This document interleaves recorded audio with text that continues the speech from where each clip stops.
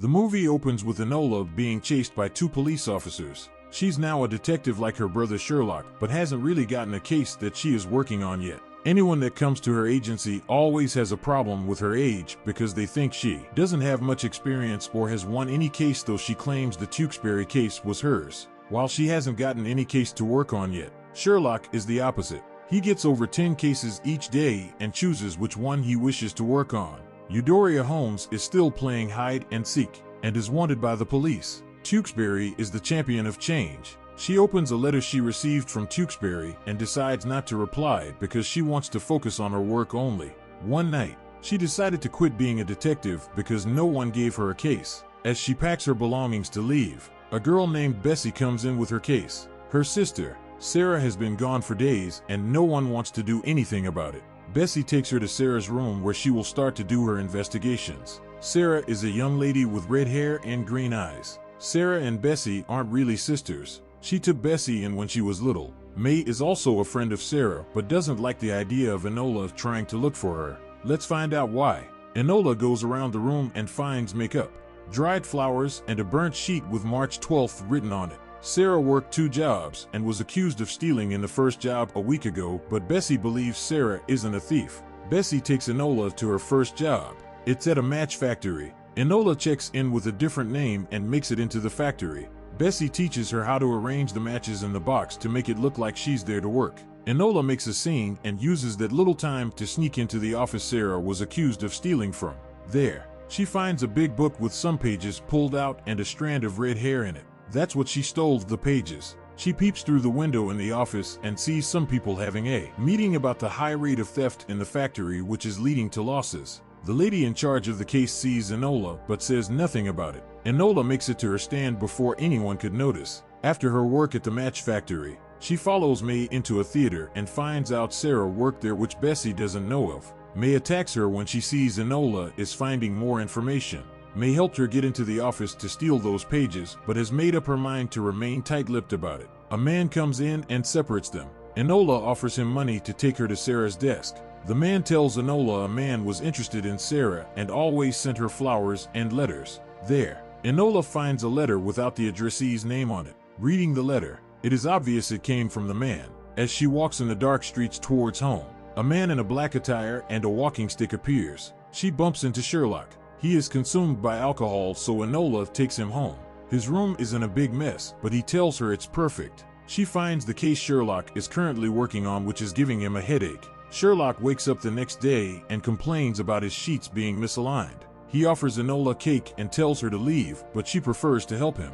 As she speaks, Sherlock notices she is now working at a match factory because of the smell and color change in her nails. He again sees that her neck is reddened and comes to the conclusion that someone has strangled her. He then asks her not to get herself into danger trying to prove herself to the world. Enola takes the cake and walks away. At a park where she enjoys her cake, Tewkesbury finds her talking to herself. He talks about the letter she didn't reply to and asks her to come to him if she needs any kind of help. When he walks away, she takes Sarah's letter, concentrates on the words, and figures out it is communicating a location, which is Bell Place. When she gets there, she finds flies trapped in a jar, a strand of red hair in the brush, and May stabbed. Enola tries to get her to speak, but she loses her that same moment. She finds a musical note in her pocket and hides it when she sees Inspector Lestrade walking into the room. He was sent to find out what was happening in the room because someone heard noises coming out from there. As she explains who May is to him, Superintendent Grail enters with 2 police officers. Superintendent Grail sees the blood in her palm and asks if she was trying to get information from her for her case, and she says she was trying to save her. He sees the piece of paper she hid and asks for it, but she hits him and runs away with it. That's where we saw 2 police officers chasing her at the beginning of the movie. Enola escapes and hides herself in her brother's room when Inspector Lestrade comes looking for her. Sherlock asks her to explain why the police are after her. Enola says she will only speak if he tells her what his current case is. He's working on a case where he suspects bribery, corruption, or blackmail. There is some money which keeps moving about in several banks, then into one private bank without any traces of the owner of the said account. Just a number. Enola then tells him what her case is and why she ran from the police, though she wasn't responsible for May's death. Grail wanted the musical note, her evidence. That's why she kicked him and took to her heels. Sherlock plays the notes, but it doesn't make any sense. He leaves to look into Enola's case and asks her not to step out. Enola makes use of the time to seek for more information. As she reads the newspapers, she finds out that there is a matchmaker's ball hosted by the Lyon family. She sees the 12 Marchmont Square, identical to the 12 sheet she found in Sarah's room, and also detects that William Lyon, the eldest son in the Lyon family, is Sarah's lover. At the ball, they celebrate Henry Lyon for changing red matches into white. While some ladies mock Enola's attire, a lady tells her she looks good. She then heads to speak to William Lyon, but a lady cannot speak to any man without the use of a chaperone, except when they are dancing together. As she finds out a way to speak to William, a woman approaches her and gives her a fan and teaches her how to use it since she's desperate to speak to William. Enola spots Tewkesbury and drags him into the ladies so that he can teach her how to dance. Her mother didn't teach her. Tewkesbury teaches her, and as it gets intense, they hear a knock on the door. Enola goes straight to William's to ask for a dance. He lies that his card is full, but she asks to see it for herself and realizes that he's lying. William is left with no choice than to accept her request. The lady that complimented Enola's appearance approaches her and introduces herself as Cicely. She wants a dance with Tewkesbury and uses Enola as a stepping stone to do that since she told her Tewkesbury is an old friend. As the dance is ongoing and Enola tries to fetch information from William, Sherlock pulls the knots in his case and arrives at a name, Moriarty. Enola is still at the ball, waiting to have a talk with William. Tewkesbury comes to her to tell her how he feels, but when he finds out she is waiting for another man, William walks in, and before he could say a word, Inspector Lestrade also enters with some police officers to arrest Enola. Tewkesbury tries to settle everything with his power, but when he hears she's involved in a murder case, he freezes and is unable to utter a word. Enola then slides her evidence in his jacket and tells him to keep it safe. In the cells, when Superintendent Grayle approaches Enola, she asks her why she was following her that night. Enola intimidates him, revealing some things he has done. Superintendent Grayle can't take it anymore and strangles her, asking her to tell him where Sarah is. Enola swears she knows nothing about her whereabouts, and he says he will find her himself using Bessie. Sherlock shows up to get Enola released, but he is stopped by Superintendent Grayle. Sherlock presents his findings on the murder case to them, which all match he and his police officers. Though Superintendent Grayle is enthralled about Sherlock's findings, he silences him with Enola's fingerprints that he found on the knife. Enola never touched the knife, but it is what it is. Sherlock goes to Edith for help since he has no evidence to present for his sister to be released. When Enola is transferred into women's prison, Edith and Eudoria cause an explosion there and take Enola with them. The officers go after them, but with the help of some harmless explosives, they lead them astray. In the carriage, Enola tells her mother about her case, and she advises her to look for the information Sarah has or knows, which is making everyone go after her. Just when they thought they had lost the officers, Superintendent Grayle starts firing at them. He destroys their carriage and traps them.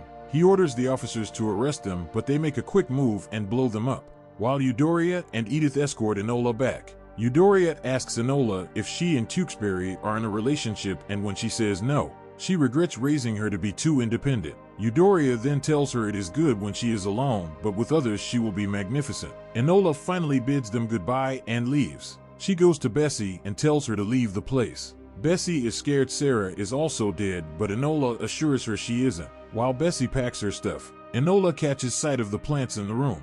One has red particles in the soil and the other has white. The white one is dead. It all sums up to the numerous deaths of the girls in the factory. Henry Lyon changed the color 2 years ago in order to reduce cost and fill his pocket. Sarah and May found out the truth, the reason for them being pursued. Enola goes to Tewkesbury for help. She tells him all her findings and he decides to help. They hear a knock on the door and Enola has to hide because she's scared the police are after her. It's Cicely. She wants to talk about some kind of corruption she discovered at a factory. Enola makes sense of it all. The dress she saw in May's dressing room, Cicely's discolored nails from the phosphorus in the match factory, and the advice her mother gave her made her realize Cicely is Sarah. Discovering the truth, she rushes out of the room and Tewkesbury goes after her. He tells her he loves her, the meaning of the message he sent her at the ball, which she didn't understand, and the same thing Sarah sent to William at the ball. William and Sarah are gathering evidence to prove Henry's corruption and they need Tewkesbury's help. Enola goes to the match factory with Tewkesbury and makes him wait outside. In the factory, she meets Sherlock. He is also gathering evidence for his case and hers too. Superintendent Grail had her fingerprints from the oxidized phosphorus in her palm, which left traces on the table in the room. They find William dead. He was seized, searched, and killed. They get more information in the room and head to the theater for the rest. When they get there, Enola checks beneath a chair and finds all the documents and evidence to bring down Henry Holmes. The names of the girls that died in the match factory, the contract between Lyon and McIntyre to change the phosphorus, and some other evidence. Sarah appears in her real self and asks where William is. When she hears the news, she breaks down. Just when they decide to leave, Superintendent Grail appears with Bessie and his men. He demands the evidence in exchange for Bessie's life. Bessie bites him and causes everyone to scatter. After several punches and a prolonged fight, Enola kills Grail and retrieves the documents. When they thought everything was over, McIntyre shows up with Miss Troy and police officers to arrest Sarah for blackmail. Sherlock sets in and proves him wrong. Miss Troy was his blackmailer and not Sarah. He laughs when he hears her name, but she speaks up herself and explains how she played her cards so well to prevent them from noticing. They then arrest her and McIntyre burns the documents to cover his corruption up. After some days have passed, Enola, Sarah, and Bessie make up their minds to stop all the ladies from working at the factory. Sarah speaks to the ladies about what is killing them and matches all of them out on strike. Edith and Eudoria watch Enola admirably from a distance. Enola opens her office again and Sherlock offers her a partnership, of which she refuses because she doesn't want to be under his shadow all the time. Sherlock accepts it as it is and shows her a newspaper showing that Tewksbury has arrested McIntyre. Tewksbury then arrives with some flowers. Enola leaves with him and they walk hand in hand, expressing their love for each other. Here, the movie ends.